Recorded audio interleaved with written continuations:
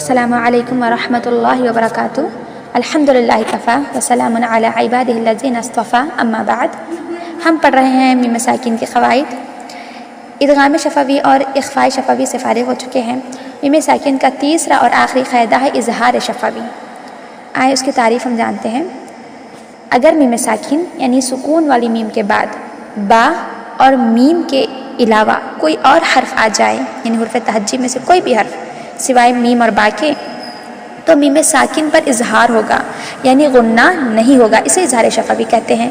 नुस्खा बता रहे हैं, मीम साकिन है, उसके बाद हुर्फ़ तहज्जी में से हमज़ा से लेकर या तक कोई भी हर्फ आ जाए लेकिन उसमें बा और मीम ना हो, तो उसके बाद जो भी हर्फ होगा मीम साकिन के बाद, ऐसे सूरत में मीम को हम ज़ाहिर करके पढ़ेंगे, वहाँ पर गुन्ना नहीं होगा।